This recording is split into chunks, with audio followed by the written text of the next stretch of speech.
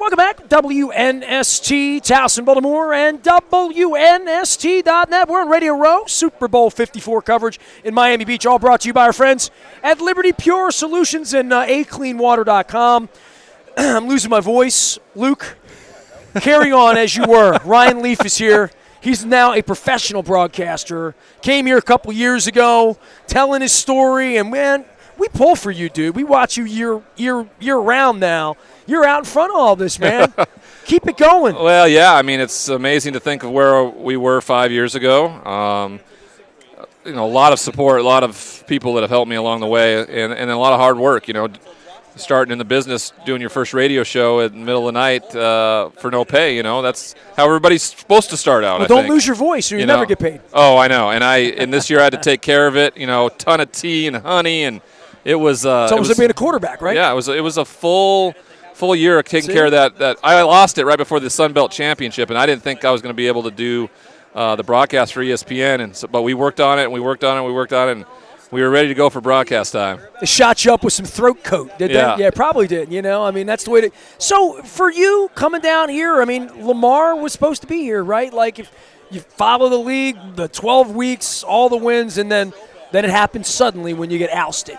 Well, it happens more often than we think. We've seen the Patriots do it and lose divisional home games, and that week off, the decision to take that week off in Week 17, and he just looked like a different player in that divisional playoff game against Tennessee. They had a great plan for him. They disrupted him, made him move his feet, kept him in the pocket, made him become a single-dimensional throwing quarterback, and though he was very good at that, it wasn't enough, and Tennessee found a way to get it done. The question I've been asking everyone, because clearly it was a disappointing loss, but they went 14-2.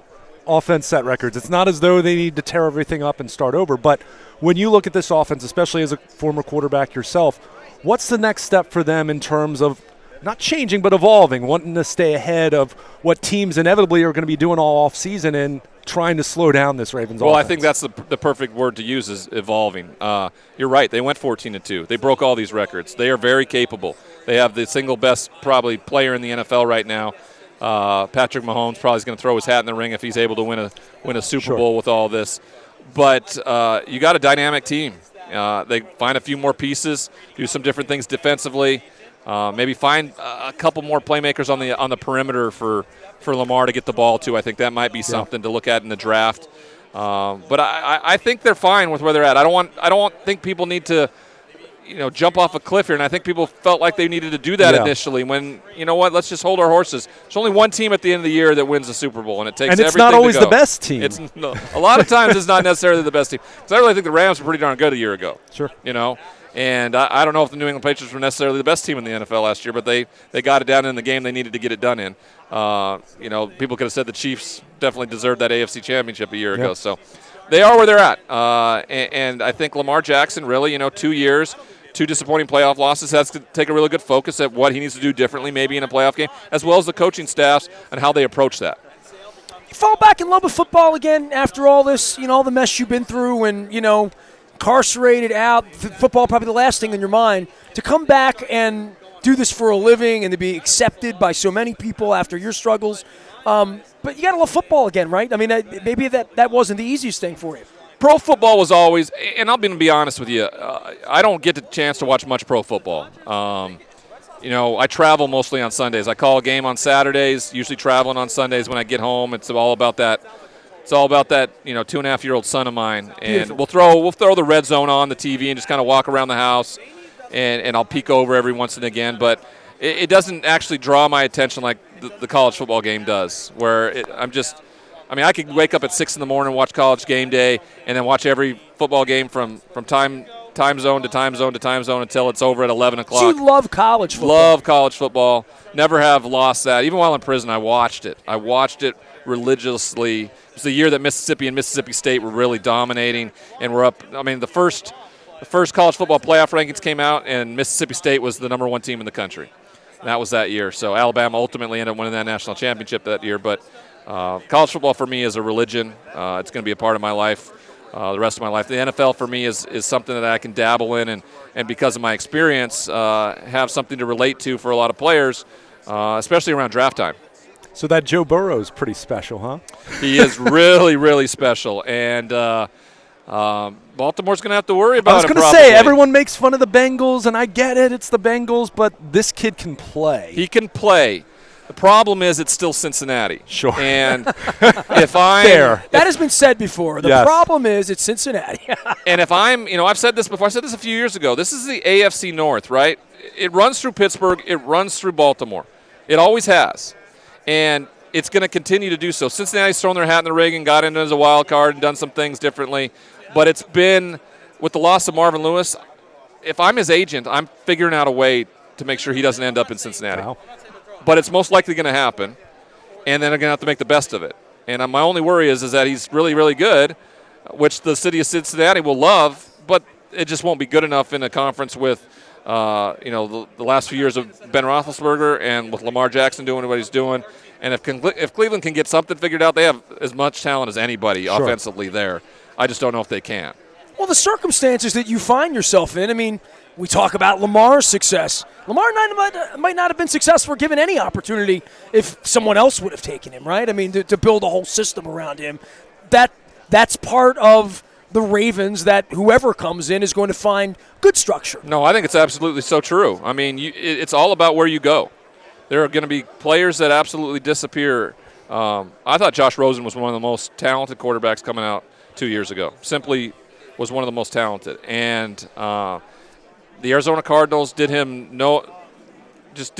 nothing for him. And then just to ship him out of there to Miami, who's absolutely in a rebuild. I mean, he may never get a shot to show everybody how talented he is. He's one of the most pure passers that I've ever seen throwing the football. Really smart, really good feet. I mean, everything you wanted in a quarterback, and he's simply in a place now where we may never see him play pro football. And you don't want to see somebody like Joe Burrow, the talent that he has, end up in a place where, they're 6-10 every year. And that's just the way it goes. Matthew Stafford has been exactly that in Detroit. He's probably been one of the best pro quarterbacks we've seen in a long, long time, and I don't know if everybody's ever really going to know about his greatness because he's played in Detroit. I gave you the obvious one with Joe Burrow, but who are a couple guys coming into the draft this year that you've watched, you've covered, you've seen some of their games over the last couple years where you say, okay, maybe they're not a top 5 pick, but someone you really like? Jordan Love out of Utah State. I think he really helped his stock at the Senior Bowl last week. But I think a year ago everybody thought that Justin Herbert was the number 1 pick. Right. But then Kyler Murray decides to come out and play football, and because Cliff Kingsbury gets the job at Arizona, okay, Justin Herbert will be the 2nd quarterback pick. Well, then Justin Herbert decides, I'm going to come back and play my senior year. Right. I'm going to win a Pac-12 championship. I'm going to go to a Rose Bowl. I'm going to win a Rose Bowl. I'm going to be the Rose Bowl MVP. I'm going to go to the Senior Bowl. I'm going to be the Practice Player of the Week. I'm going to be the MVP of the Senior Bowl. He's done everything he possibly can. And for whatever reason, people still continue to put him behind Joe Burrow and Tua Tagovailoa, who no one's going to see from until up to the draft. And he's actually giving you everything he is, and he's going to measure like crazy at the combine. He's going to be 6'6", 230 pounds with 10-inch hands, with a howitzer for an arm, an athletic ability to run the ball, exactly what you want your quarterback to be these days. He's going to look a lot like Ryan Tannehill, Josh Allen, guys that were playing it deep into the playoffs this year. That's the type of quarterback you're going to get. So I think as things come along, and I believe that there's going to be a team that reaches for Tua a lot higher than they probably should. Yeah. Might be the Miami Dolphins. If the Chargers get a shot at him in a 6, and if anybody really wants a great quarterback, they're going to probably have to move up in the draft now to get him. And I think that is going to be a huge step for whatever organization grabs him. I think he's going to be a stud at the professional level, and I couldn't be more proud and to see what he did to stay at college, do the things he's done. As a kid from Eugene, he got to live his dream, and now he gets to go play in the NFL, which I think is pretty special. Ryan Leaf here, joining us on Radio Row. Last thing for you, we talk so much about Mahomes, right? Garoppolo. I mean, in every conversation this week, it's either been avoided or very secondary to the front of San Francisco and the defensive side. Some thoughts about Garoppolo doing this, because no one's talking about him this week. Well, I mean, it's just not really the flashy conversation. He threw 8 times in the NFC Championship, right? So it makes sense. I think this game's going to look a lot more like the San Francisco 49ers New Orleans Saints game. Okay. Where he had to win the game, where he had to throw the football. They're going to make him more one-dimensional. They're going to figure out a way to try to stop that zone. Now, that's easier said than done, to stop the Shanahan philosophy in running the football. They're really, really good at it. And what Kansas City did to stop Derrick Henry is going to have to be something very similar that they do. But I think it's going to come down to the quarterbacks, and I think it's going to be a shootout, and I think ultimately at the end the variable that's different is Mahomes. So I think it's a shootout. I think San Francisco plays them tough, but I think Kansas City wins 45, 49ers 42. Always good to visit with you, man. I'm You glad too. you're doing well. We Thank you, both guys. for you. Good Ryan talking Leaf, ball with you. join Yeah, you us too. here, talking a little inside football. We're in Miami Beach. It's all Super Bowl 54 coverage, all of it brought to you by our friends at Royal Farms, real fresh, real fast, and the Sporticulture helmets of the 49ers in Kansas City, available online. Raskin Global. Yeah, you like these things? They are planters. That's exactly what they are. Kansas City Chiefs and the 49ers, but you can get a Ravens one. I have that with my Art Modell thing. Raskin Global joining us here as a great sponsor. Appreciate Leonard Raskin for being involved with that. For all of you, empowering people to choose your financial future for over 33 years. Let my pal Leonard Raskin give you a hand, making your American dream a reality. Find him at RaskinGlobal.com. Ryan Leaf, I forgot to do the Believe Podcast Network. I forgot about that. I think he plugged that, didn't he? I should. Oh, do you that. just plugged it right now. I did. I plugged it. I got nothing left with my voice. You have nothing left? Well, we have one more interview. We are WNST.net, AM 1570, and WNST Towson, Baltimore. We never stop talking Baltimore sports, even when we're hoarse.